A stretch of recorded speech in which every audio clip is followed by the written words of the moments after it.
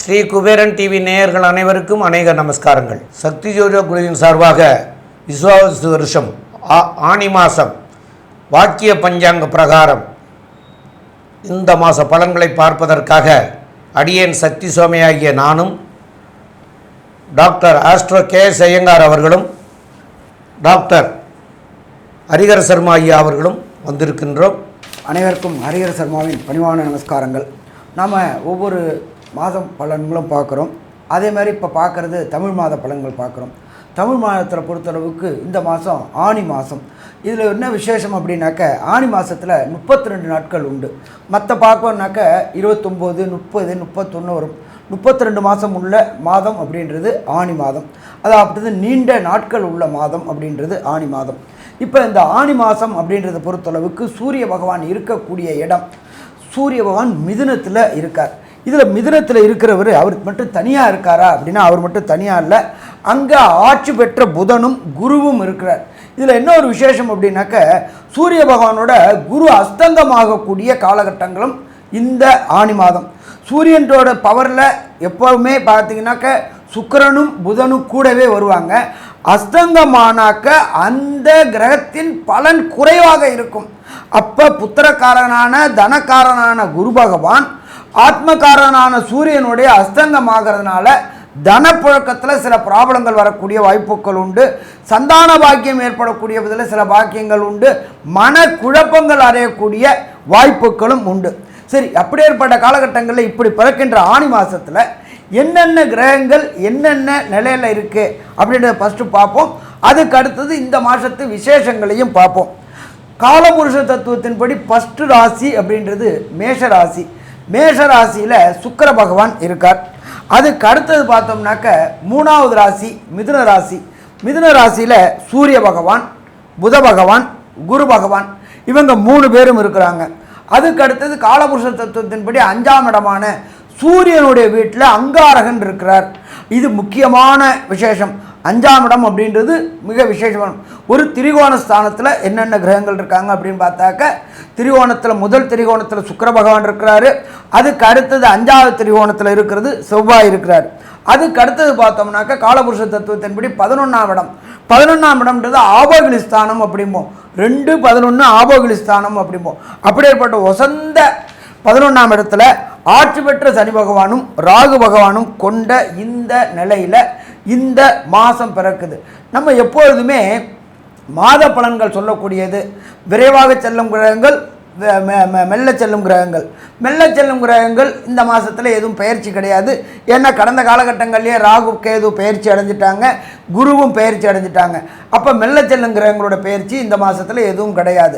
அப்போ விரைவாக செல்லும் கிரகங்கள் பயிற்சி அப்படின்றது நம்ம சூரியனை வச்சு சொல்லுவோம், செவ்வாயை வச்சு சொல்லுவோம், புதனை வச்சு சொல்லுவோம், சுக்கிரனை வச்சு சொல்லுவோம். அப்படி பார்க்கும்போது சூரியன் மிதுனத்தில் இருக்கிறாரு. இதுக்கு இடையில 2 கிரகங்கள் தான் இடப்பெயர்ச்சி அடைகிறாங்க. அவர் ஃபஸ்ட்டு பார்த்தோம் அப்படின்னாக்க 22ஆம் தேதி புத பகவான் மாறுறாரு. எங்கே? மிதுனத்திலேருந்து கர்க்கடகத்துக்கு மாறுறாரு. ஆட்சி பெற்ற புத பகவான் கர்க்கடகத்துக்கு மாறுறாரு.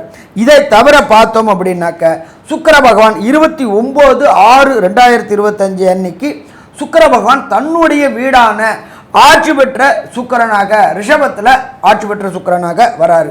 சரி, இதை தவிர இந்த மாதத்தில் என்ன சாமி விசேஷம் அப்படின்னாக்க, எப்பொழுதுமே பார்த்தோம்னாக்க ராகு கேதுவின் பிடியில் அனைத்து கிரகங்களும் ஆப்பிடுறதுக்கு பேர் கால சர்ப தோஷம்னு பேர். அது என்ன சாமி? கால சர்ப தோஷம். கேதுவினிருந்து ராகு பிடியிலோ ராகுவினிருந்து கேது பிடியிலோ அனைத்து கிரகங்களும் ஆப்பிட்டாக்க கால சர்பதோஷம். இந்த கால சர்பதோஷம் என்னென்ன பண்ணும்? ஒவ்வொரு பணியையும் காலதாமதமாக்கும், கிட்டக்க கொண்டு வரும் ஒன்றும் இல்லாமாக்கும், கிட்டக்க கொண்டு வரும் ஒன்றும் இல்லாமாக்கும். அப்போ அப்படியேற்பட்ட இந்த மாதத்தில் பிறக்கக்கூடிய குழந்தைகளுக்கு இது கடந்த காலகட்டங்களில் 87, 67 இந்த காலகட்டங்களில் வந்திருக்கு. இப்போ பார்த்தோம்னா இந்த ஆனி மாதத்தில் ராகு கேதுவின் பிடியில் அனைத்து கிரகங்களும் ஆப்பிட்டுருக்குறாங்க இந்த கால சர்பதோஷம். சரி, இதனால் ஏதாவது ப்ராப்ளம் உண்டா? இதில் பார்த்தோம்னாக்க கேது நுண்கிருமி சொல்கிறோம். அவர் சூரியனோட நட்சத்திரத்தில் வராரு. அடுத்தது ராகு சனி பகவானோட சேர்ந்து இருக்கிறாரு. கடந்த காலகட்டங்களில் கொரோனா நம்மளை ஆட்டி படைச்சிச்சு. ஆனால் இந்த ட்ரிப்பு அப்படியே அப்படியே தலைக்கு வந்து தலைப்பாயோடு போவாங்கள்ல, அதே மாதிரி தான் இருக்குமே தவிர இதை பயப்பட வேண்டிய தேவையில்லை. கொரோனா பரவும், கொரோனாவில் பழையபடி லாக்டவுன் வரும், அது வரும், இது வரும்னு யாரும் கவலைப்பட வேண்டிய தேவையில்லை. நம்மளுடைய பாரத அரசு அதை கண்ட்ரோலில் கொண்டு வந்துருச்சு.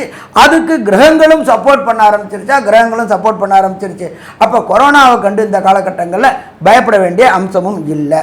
சரி, அடுத்தது இந்த மாதத்தில் ஏதாவது விசேஷ தினங்கள் இருக்கா அப்படின்னு பார்ப்போம்னாக்க விசேஷ தினங்கள் இருக்குது. ஆனி மாதம் 6ஆம் தேதி, ஆங்கில தேதி 20/6/2025, மகாபெரிவா எல்லாருமே கொண்டாடுறது சாதுர்மாசிய விரத ஆரம்பம். ஆனி மாதத்தில் இந்த 6ஆம் தேதி சாதுர்மாசிய விரத ஆரம்பம்.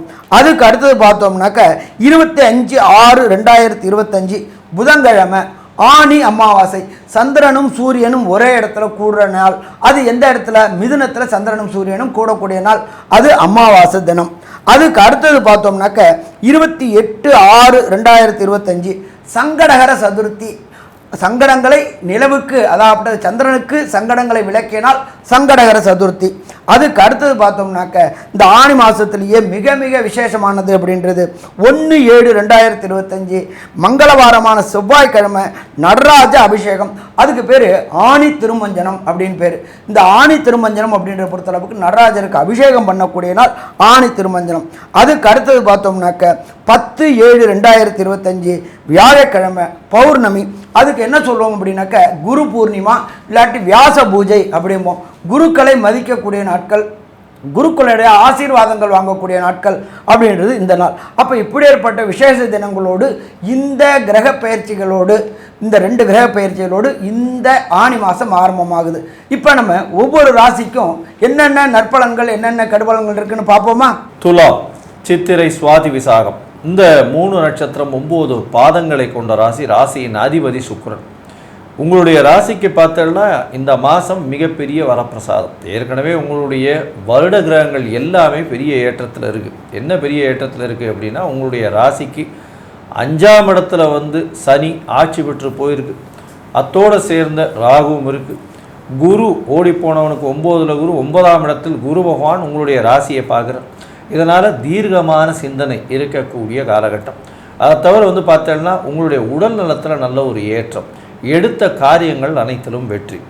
இந்த மாத கிரகங்கள்னு சொல்லக்கூடிய சூரியன், செவ்வாய், புதன் மற்றும் சுக்கிரன், இந்த 4 கிரகங்கள் மாதத்தினுடைய பலன்களை இந்த மாத கிரகங்களை வச்சு சொல்லுவோம். இந்த மாதம் பார்த்தாலேயானால் உங்களுடைய ராசியின் அதிபதி அப்படின்னு சொல்லக்கூடிய சுக்கிரனும் உங்களுடைய ராசிக்கு 7ஆம் இடத்துலேருந்து உங்கள் ராசியை பார்க்குறார்.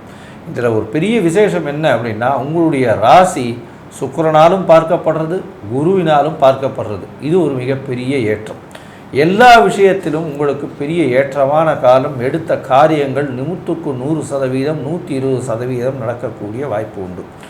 இந்த காலகட்டத்தில் பார்த்தலையானால் உங்களுடைய ராசிக்கு 7ஆம் இடத்தில் இருக்கக்கூடிய சுக்கிரன் மூலியமாக திருமண யோகம் நிச்சயமாக உண்டு.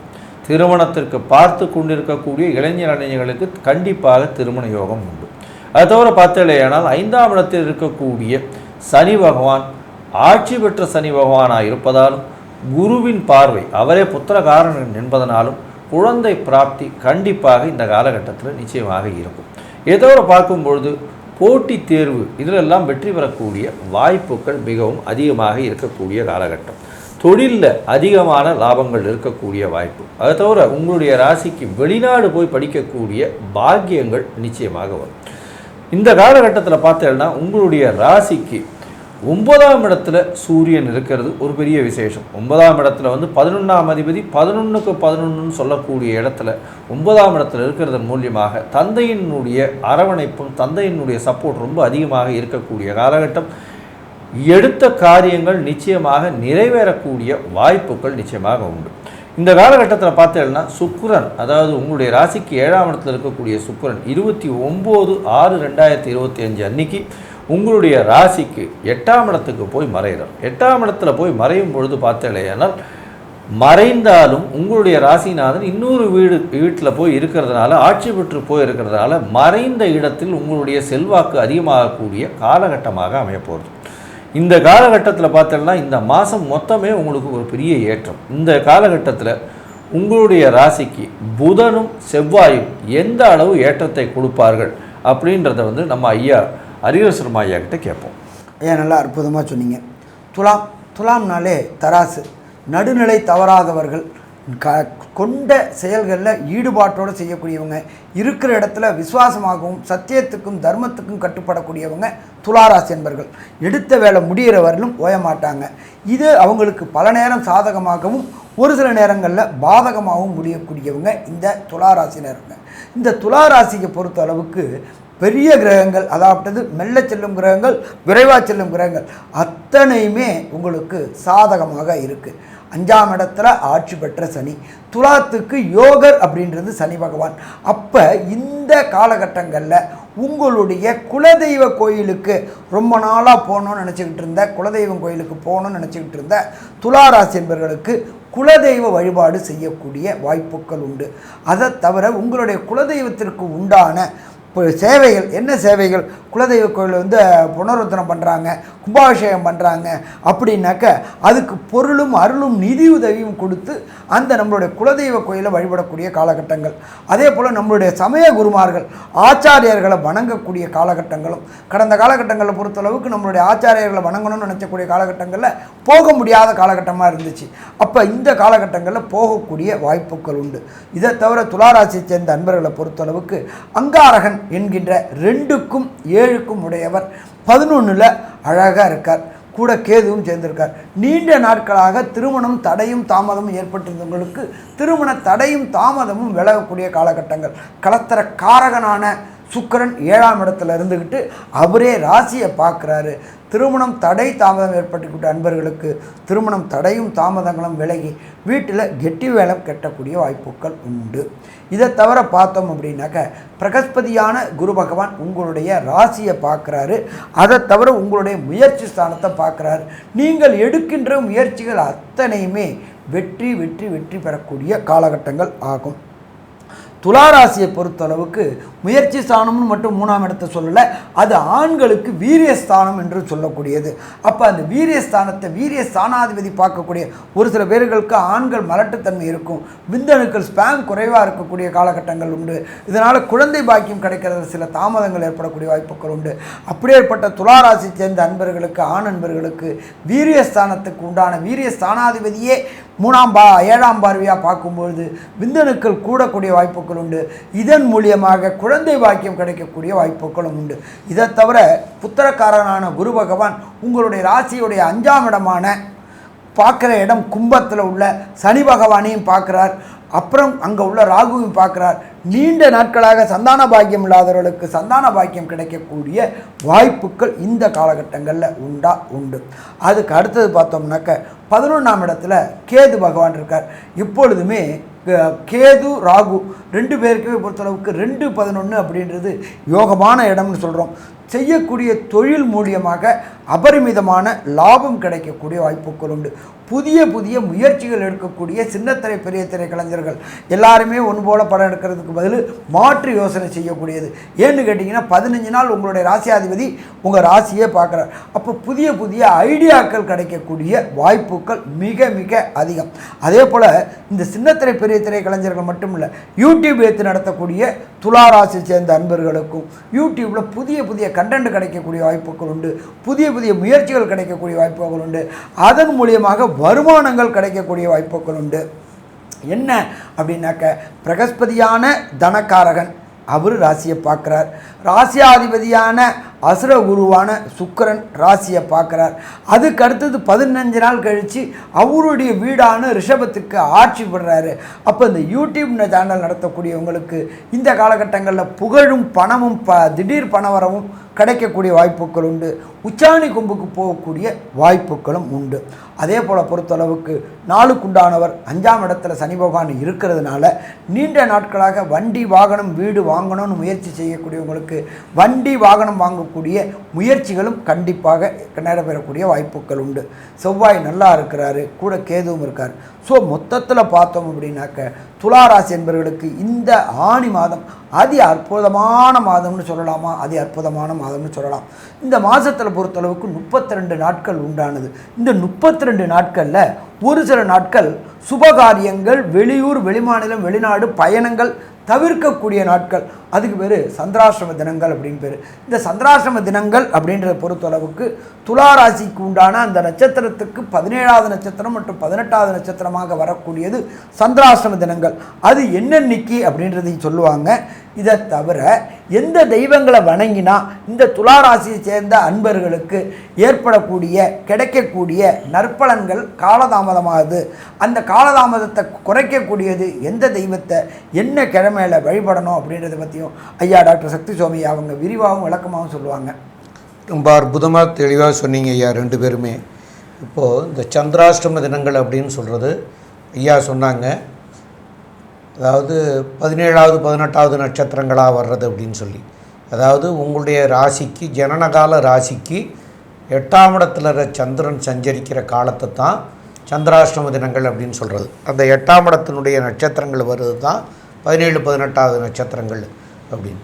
அப்போது இந்த நாட்களில் வந்து உங்களுக்கு உங்களுடைய ராசிநாதனுக்கு 8ஆம் இடத்துல ராசிநாதன் சஞ்சரிக்கிற போது மனக்லேசங்கள் ஏற்படும். அந்த மனக்லேசங்கள் ஏற்படும் போது நீங்கள் எடுக்கிற முடிவுகள் வந்து தவறான முடிவுகளாக போயிடும். அப்போ அந்த தவறான முடிவுகளாக எடுக்கிற போது அதனால் வந்து பின் விளைவுகள் வரும். அந்த பின் விளைவுகள் வராமல் இருக்கணும் அப்படிங்கிறக்காக தான் இந்த நாட்களை வந்து தவிர்க்கணும் அப்படின்னு சொல்லியிருக்காங்க. அப்போ அந்த நாட்கள் வந்து உங்களுக்கு வரக்கூடிய நாட்கள் என்னென்ன அப்படின்னு பார்க்குற போது 22/6/2025 இரவு 9:32க்கு ஆரம்பிக்குது.